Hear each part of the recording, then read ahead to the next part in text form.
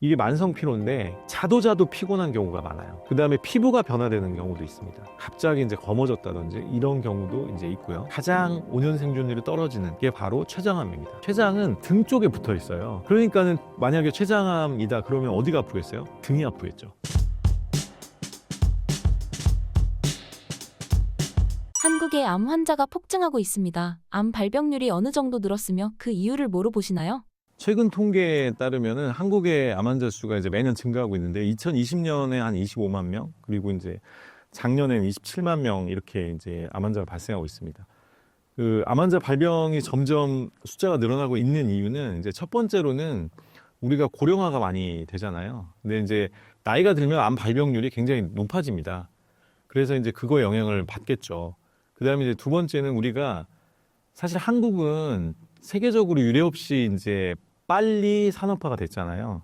그러니까 1970년대부터 2020년까지 50년 동안 이제 압축 성장을 했기 때문에 급하게 바뀐 게 이제 서구식 생활 습관이죠. 그래서 음식도 뭐 고기는 1인당 이제 10배 이상 먹게 되었고, 그 다음에 우유는 50배 이상 먹게 됐죠. 그 다음에 곳곳에 나가보면 빵집이고, 근데 고당분 식사도 많이 하게 되죠. 그 다음에 이제 고지방도 많이 먹게 되고, 그리고 우리가 산업화가 되면서 가장 많이 는 게 사실은 앉아있는 시간이 늘었어요.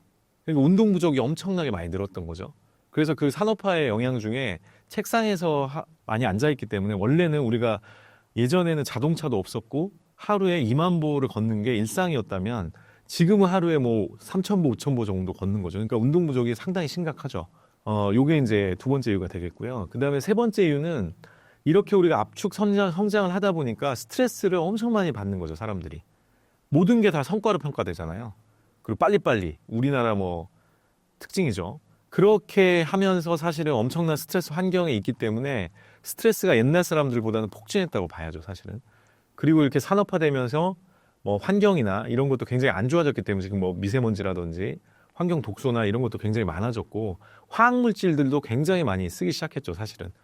우리가 화학이 발달하면서 일테면 가습기 살균제로 몇백 명이 사망하고 이런 상황이 벌어지잖아요. 근데 가습기 살균제랑 비슷한 성분들을 지금도 많이 쓰고 있다는 거예요, 문제가. 근데 그걸 우리가 너무 쉽게 생각한다는 거죠.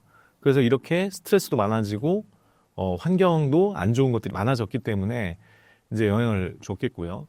그다음에 네 번째로는 우리가 이제 진단을 많이 하니까 지금은 조기 검진을 많이 하잖아요. 그래서 사실은 초기에 발견된 사람들이 많아진 거죠. 옛날에는 검진을 많이 안 했기 때문에 늦게 발견됐고 발병률 자체가 이제 낮게 결과가 나올 수도 있는데 지금은 조기 검진을 많이 하니까 이제 빨리 암이 발견돼서 발병률 자체가 이제 높아진 그런 것도 통계적으로 있겠습니다. 한국인들이 많이 걸리는 암 종류는 어떤 게 있나요? 최근에 가장 많이 늘기 시작했던 건 사실은 대장암입니다. 대장암 아까 이제 말씀드렸듯이 고기 섭취량이 엄청 많이 늘었죠. 사실 미국 사람들 보면은 고기를 뭐 아침, 점심, 저녁 다 먹는다 해도 이제 각 그 과장이 아닐 정도인데 우리나라가 작년에 미국의 절반을 넘었어요. 미국인 1인 고기 섭취량의 절반을 넘었거든요, 작년에. 그러니까 우리나라도 엄청나게 고기를 많이 먹는 거죠. 유제품도 굉장히 많이 먹고. 그러니까는 대장암이 지금 가파르게 성장을 했죠. 그 다음에 위암은 우리나라가 원래 짠 음식이나 이런 걸 많이 먹잖아요. 국물 문화이기 때문에. 그리고 국물을 동시에 떠먹는 문화였기 때문에 이제 위암 발병이 많았죠. 근데 위암은 그래도 점점 좀 감소하는 축에 속하고 있고요, 요즘. 대장암은 늘고 있고요. 그다음에 폐암도 많이 느는 암 중에 하나입니다. 왜냐하면 미세먼지나 뭐 이런 게 많아졌기 때문에 공기 오염이 심해졌기 때문에 이제 영향을 받을 거고요. 또 화학물질들을 많이 쓰기 때문에 그게 이제 폐에 악영향을 많이 주겠죠. 그다음에 이제 간암 같은 경우는 B형 간염이 사실 B형 간염이나 C형 간염이 90% 정도를 차지합니다. 원인에. 그래서 이제 사실은 B형 간염이 있다든지 하시면은 뭐 음주나 이런 거 다시 당연히 조심하셔야 되고 바이러스를 억제하는데 굉장히 좀 신경을 많이 쓰셔야 됩니다. 그 다음에 우리나라가 전 세계 증가율 1위 암이 바로 유방암인데요. 유방암은 바로 이 서구화된 식습관, 고기, 그 다음에 유제품과 아주 직결돼 있겠죠. 그 다음에 또 1970년대에 비하면은 지금 2020년대에는 여성들이 사회활동을 많이 하게 됐잖아요. 그러니까 아무래도 스트레스 양도 굉장히 많이 늘었겠죠. 그래서 이제 영향을 많이 받았다고 생각을 하고요. 암에 걸렸을 때 나타나는 공통 신호를 소개해 주신다면요? 암에 걸리면 어떤 문제가 생기냐면은 우리 면역계는 한정돼 있거든요. 한정돼 있기 때문에 이 군대가 나뉘어서 제어를 해야 되잖아요. 지금 암에 걸렸어요. 그러면은 내가 감기에 걸렸는데 감기를 낚는데 군대를 대부분은 암 쪽에 가 있고 군대를 이쪽에 많이 못 쓰는 거죠.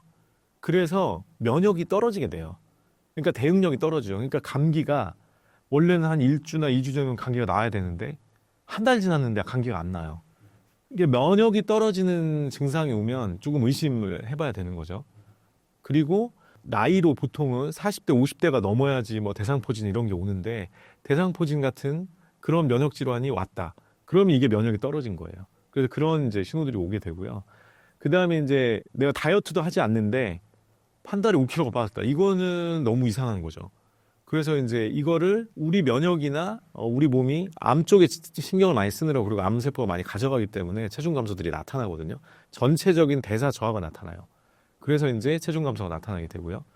그 다음에 자도 피곤한 경우가 많아요.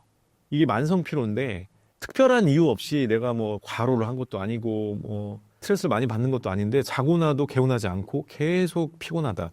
이런 게 만성 피로인데 그렇게 되면은 이제 이거는 초기암으로 볼 수 있는 거죠. 그 다음에 우리가 이제 갑자기 허리가 아프다. 이런 경우도 있는데요.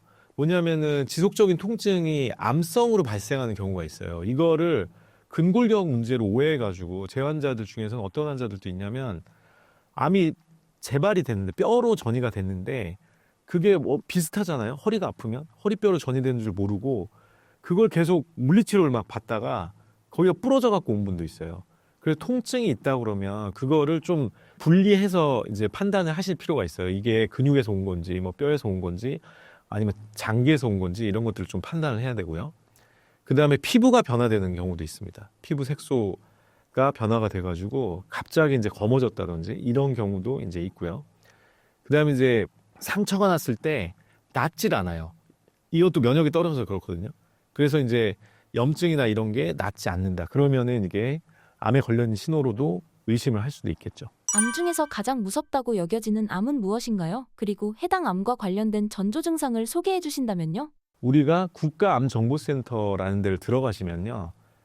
이제 어떤 게 나오냐면 우리나라의 5년 통계가 나와요. 그런데 거기에 보면 암이 1기냐 2기냐 3기냐 4기냐에 따라서 5년 생존율이 얼마인지 암 종별로 쭉 나오거든요. 그걸 봤을 때 가장 5년 생존율이 떨어지는 게 바로 췌장암입니다. 췌장암은 특히 이제 췌장암 4기가 되면 췌장암이 뭐 간으로 전이가 됐다든지 이러면 4기인데 그런 경우에 생존율이 2.6% 정도밖에 안 돼요. 3%도 안 돼요. 그 다음에가 이제 담도암 계열이고요. 그런데 이제 이 췌장암은 그래서 굉장히 사람들이 이제 두려워하는 암이기도 한데 그래서 이제 빨리 발견하는 게 굉장히 중요하거든요. 췌장암을 빨리 발견해서 수술을 1, 2기에 할 수 있다면 생존율이 50% 육박하거든요. 그러니까 빨리 발견하는 게 굉장히 중요합니다. 그래서 우리가 췌장암이 발생했을 경우에 어떤 문제가 있는지를 아는 게 중요하고요. 췌장의 위치를 아시는 게 중요해요. 췌장은 우리 오른쪽에 있는 게 아니고요. 왼쪽에 있습니다. 왼쪽에 맨 앞에는 위가 있고요. 그 뒤로 비장이라는 게 있고 그 뒤로 췌장이 있습니다. 췌장은 등 쪽에 붙어 있어요. 그러니까는 만약에 췌장암이다 그러면 어디가 아프겠어요? 등이 아프겠죠. 등이. 특히 그 등의 위치는 어디냐면 여성분들의 브레이지어의 위치거든요. 거기가.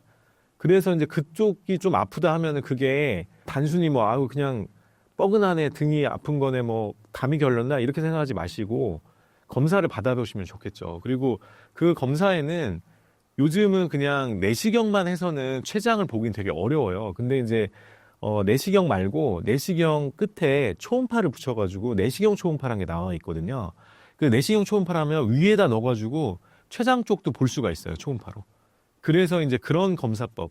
그러니까는 이제 그냥 내시경만 평소에 우리가 위내시경은 자주 하지만 위내시경만 할 게 아니라 위내시경을 할 때 초음파 내시경을 해서 그 안쪽까지 보는 그런 검진을 미리미리 하는 것도 좋겠고요. 그 다음에 이제 췌장암이 왔을 때 통증이 있는 게 첫 번째고 그 다음에는 체중이 감소하게 됩니다. 췌장은 소화 효소를 분비하는 데잖아요. 그러니까 췌장이 고장이 나게 되면 소화 효소가 분비가 안 되면서 뭐 설사를 한다든지 흡수율이 떨어지게 되겠죠. 그러면 체중이 떨어져요. 그래서 체중 감소가 갑자기 왔다. 그러면 이제 췌장암을 의심해 볼 수 있겠죠. 그 다음에 황달이 왔다. 황달이 온 거는 이미 사실은 암이 꽤 큰 거예요. 췌장 머리 부분이 십이지향으로 들어가는 담도를 누른 거거든요. 그러면 담즙이 안 빠지니까 이제 그 담즙의 빌리루빈이 뭐 눈의 흰자나 피부에 쌓이면서 노랗게 변해서 황달이 오는 건데요. 황달이 오면 이미 어느 정도 좀 진행이 된 거예요. 그래서 사실은 황달이 오기 전에 발견하는 게 중요합니다. 췌장이 소화 효소가 많이 나오는 데라서 소화가 계속 안 된다. 이게 뭐 내가 체한 거는 사실은 뭐 사람들이 보통 손을 딴다든지 소화제를 먹는다든지 뭐 굶는다든지 뭐 죽을 먹는다든지 이러면은 며칠이면 해소가 되잖아요. 그런데 소화불량이 뭐 한 달이 넘어서 계속 그런다. 이러면은 문제가 있는 거겠죠. 그래서 소화불량이 오래된다든지, 그 다음에 췌장에서 나오는 효소 중에 기름을 분해하는 효소가 있거든요. 지방 분해 효소가 있는데 이게 안 나오면 배변이 둥둥 떠요. 기름이 분해가 안 되니까 기름기가 거기 묻어 있어가지고 둥둥 뜨거든요. 근데 그런 경우에도 췌장암을 의심해 볼 수 있겠죠. 부위별 암 신호를 전반적으로 소개해 주신다면요? 자, 이제 머리부터 이제 얘기를 하면은 우리 두경부라고 하죠. 머리랑 목 쪽. 이쪽의 신호는 첫 번째로는 두통이에요. 그리고 만약에 뇌종양이 생기잖아요. 그러면 이거 누를 거 아니에요? 그러면 구토를 할 수도 있거든요. 구역감이 생긴다. 이유 없이 구역감이 계속 생긴다. 그것도 하나의 이제 신호입니다. 그리고 두통도 있고 또 시력이 이상해질 수도 있어요. 그리고 림프암, 목에 생기는 림프암이나 뭐 갑상선암이나 이런 건 덩어리로 만져져요. 우리가 이제 목에도 림프가 많고요. 여기 우리가 쇄골은 알고 있잖아요. 쇄골 상부 림프절이 우리 림프절 중에 세 번째로 큰 데예요. 여기가 이제 사타구니 림프절이 제일 크고 그 다음에 겨드랑이, 그 다음에가 여기거든요. 그래서 암이 여기서 전이된 경우가 굉장히 많습니다. 폐암이라든지 유방암이라든지 이런 암들은 많이 여기가 이제 덩어리가 잡히기 때문에 그런 덩어리를 평소에 좀 만져볼 필요가 있겠죠. 그 다음에 이제 가슴으로 내려오면 뭐 기침을 한다든지 피가 섞인 가래를 뱉는다든지 호흡이 이제 답답해졌는데, 일단은 폐는 뭐 절반 정도가 망가지지 않으면 사실은 이런 증상이 잘 안 나타나요. 그래서 폐암을 발견하기가 어려운 이유가 폐가 많이 망가진 상태에서야 증상이 드러나기 때문에 좀 말기에 발견되는 사람이 많은 거거든요. 그래서 이제 좀 관찰을 잘 해봐야 되겠죠. 내가 이유 없이 기침을 한다든지 기침을 오래 한다든지 그러면 기관지나 폐를 관찰을 좀 해볼 필요가 있겠죠. 검진을 해볼 필요가 있겠죠. 그 다음에 이제 복부를 보면은 복부는 이제 기본적으로 복통이겠죠. 복통이나 등통증이나 또 이제 혈변. 혈변 중에 이제 사실은 제 환자 중에 어떤 분들이 있냐면 치질로 오해하셔가지고, 치질은 요 직장 쪽에 많이 있잖아요. 그러니까 이제 빨간 피가 묻어나와서 치질이 있던 분이 자기는 당연히 이제 암은 아닐 줄 알고 검진을 안 하신 거예요. 근데 나중에 알고 보니까 그게 치질이 아니었고 대장암이었는데 그걸 모르셨던 거예요. 그래서 혈변이라도 빨간 변이 나오더라도 좀 대장 내시경을 해보실 필요가 있겠고요. 그 다음에 이제 혈변 말고도 검은 변은 이미 안쪽에서 암이 생긴 경우에 검은 변이 나올 수 있거든요. 그래서 그 흑변도 굉장히 이제 중요한 증상이 될 수가 있겠고요. 그 다음에 갑자기 식욕이 떨어졌다, 먹기 싫다, 이것도 요 소화기에 뭔가 문제가 생긴 위암일 수도 있고요, 췌장암일 수도 있고, 이런 식욕 부진도 식욕 부진, 소화불량 이런 것들도 이제 암의 전조 증상이라고 할 수 있겠죠. 그 다음에 피부는 우리나라는 그래도 피부암이 좀 덜한 편이에요, 발생률이. 그러니까 외국은 막 태닝 이런 거 엄청 하잖아요. 사실 그 태닝이 좋은 게 아닙니다. 그 자외선이 발암물질이기 때문에 사실은 그 자외선을 계속 쏘이는 게 좋은 게 전혀 아니고요. 그래서 뭔가 점이 생겼다든지 뭐 사마귀가 색깔이 좀 이상하다, 크기가 막 큰다, 이런 것들은 이제 빨리 가서 검사를 해보셔야 되는 거죠. 피부암 중에 안 좋은 암이 하나가 있는데 그게 흑색종이라는 건데, 제 환자 중에는 슬리퍼를 맨날 그 여름에 이제 슬리퍼를 오랫동안 신었는데 오른발에 그 부위가 계속 이제 염증이 있었던 거예요. 그걸 몇 년을 그냥 둔 거예요, 이분이. 그리고 또 그 슬리퍼를 신고. 그랬더니 나중에 거기서 흑색종이 발견이 된 거예요. 그러니까 이렇게 염증이 오래돼도 암이 생길 수가 있기 때문에 그런 뭔가 이상한 게 오래 간다, 그러면 관찰을, 검진을 이제 해보셔야 되는 거겠죠. 그 다음에 이제 골반 쪽으로 가면은 자궁경부암이나 이제 자궁 뭐 체부암이나 이런 암들은 질출현이나 이런 게 있을 수가 있고요. 그리고 질출혈뿐만 아니라 분비물이 갑자기 많이 늘었다든지 이런 것도 이제 해당이 되겠죠. 그리고 골반의 통증이 이걸 우리가 골반통이라고 부르는데 이유 없이 골반이 계속 은은하게 아프다. 뭐 가끔은 막 찌를 듯이 아프다. 이런 것들이 이제 나타나게 됩니다. 근데 남자분들 같은 경우에는 이제 전립선이 이제 방광의 바로 밑을 이렇게 감싸고 있기 때문에 만약에 전립선이 두꺼워지거나 암이 생기면 소변이 안 나오는 경우가 생기죠. 그래서 소변에 혈액이 있으면 방광암을 의심할 수도 있고요. 소변이 안 나오면 전립선암을 의심할 수도 있습니다. 그래서 이제 이런 증상들이 나오면 빨리 검진을 이제 받아보시길 권해드립니다. 암을 예방하는 데 있어서 가장 중요한 점을 소개해 주신다면요? 자, 암 예방의 핵심은 생활 습관 개선인데요. 왜 그러냐면 암의 95%는 후성 유전적으로 영향을 받는 거예요. 유전의 영향은 5%밖에 안 되거든요. 근데 이런 후성 유전은 우리가 생활을 개선하면 좋은 유전자가 켜지고 좋은 유전자의 스위치가 켜지고 질병 유전자 스위치가 꺼지면서 우리가 더 건강하게 이제 암을 예방할 수 있는 거겠죠. 그 생활 습관 개선의 첫 번째는 음식입니다. 균형 잡힌 식단인데요. 채소를 굉장히 중시를 하셔야 돼요. 제가 암 환자들께는 채소를 하루에 1kg까지 먹으라고 하는데요. 그러니까 그걸 먹을 수 없으면 이제 채소를 갈아서 드시게 하거든요. 갈거나 이제 녹즙 형태로 드시게 하는데 그 정도로 채소가 중요합니다. 그 이유는 아까 우리 나이가 들면 면역의 핵심이 장으로 옮겨가기 때문에 장이 제일 좋아하는 게 채소거든요. 그 다음에 이제 통곡물, 그 다음에 과일도 저당 과일, 이런 걸로 이제 위주로 가시는 게 좋겠다 이런 말씀 드리고요. 두 번째로는 뭐 금연 금주는 워낙 당연한 거겠죠. 사실은 금연이 폐암과만 연관된 건 아닙니다. 금연은 이 모든 암하고 관련이 있는데요. 그게 왜 그러냐면 담배가 모든 모세혈관을 다 좁혀요. 만약에 스트레스를 받은 상황에서 담배를 피운다. 최악입니다. 스트레스를 받으면 스트레스가 뭐냐면 우리가 구석기 때 사자를 저 멀리서 보고 뛰는 게 스트레스거든요. 그러면 우리 몸이 어떻게 바뀌냐면 2, 3초 내로 우리 몸을 응급 상태로 바꿔버려요. 심장 모든 혈관을 다 좁히고 심장으로 혈액을 다 몰아서 이 심장에서 다리 쪽으로 혈액을 쏘게 해주는 거거든요. 그게 스트레스예요. 그러니까 우리가 스트레스를 받으면 온몸의 혈관이 좁아지죠. 그 상태에서 담배를 피운다? 그러면 더 좁아지겠죠. 그러면 여기 있는 세포들은 어떻게 해요? 산소를 못 먹잖아요. 근데 이게 한두 번이면 모르겠는데 3개월 내내 그렇다. 뭐 1년 내내 그렇다. 그러면 여기 있는 애들이 이제 변하기 시작하는 거죠. 못 살겠다. 나도 살아야 되겠다. 이러고 이제 암세포로 변이가 일어나는 거거든요. 그래서 이제 술, 담배 둘 다 굉장히 안 좋지만 담배가 특히 더 안 좋다. 이렇게 생각하시면 됩니다. 그 다음에 이제 정기검진. 조기에 발견하면 굉장히 치료율이 높아요. 위암의 예를 들면 1, 2기의 위암을 발견해서 수술을 하고 치료를 하면 생존율이 95% 정도 되거든요. 그런데 위암이 3기만 돼도 60%대로 떨어져요. 3기는 암이 그 주변으로 뭐 림프나 혈관 이런 걸 탄 거를 얘기하는 거거든요.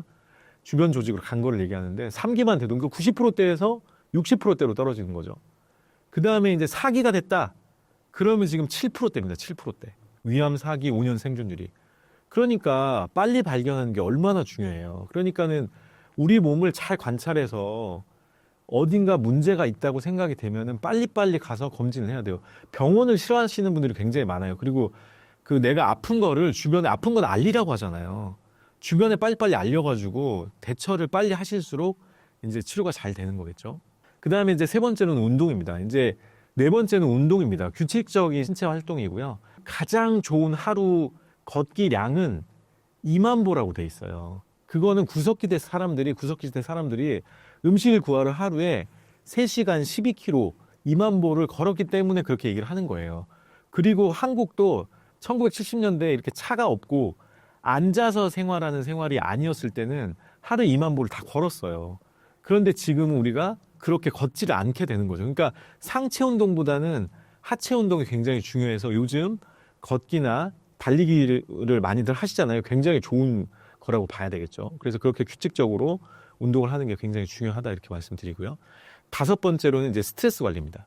이 스트레스 관리는 정말 이제 암에서는 핵심적인데 암 환자분들은 단기적인 스트레스가 아니라 뭐 시어머니가 한번 뭐 너 왜 그러니 이렇게 했다고 해서 암에 걸리는 게 아니고 시어머니가 지속적으로 문제를 준다든지 아니면 며느리가 뭐 문제를 일으키기도 하죠.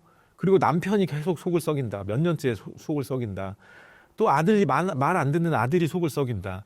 이런 것들이 몇 년이 되거나 몇 개월이 지속되면은 그때 이제 잠도 못 자게 되면서 밤에 면역이 움직이는데 잠을 못 자면 당연히 면역이 암을 못 잡겠죠. 그래서 이제 이 수면 관리도 굉장히 중요한 건데 어쨌든 이 스트레스와 불면 이런 것들이 관리가 안 되면 이제 암 예방이 안 되게 되는 거겠죠. 그래서 생각보다는 스트레스랑 수면이 중요하다 이렇게 생각하시면 되겠습니다.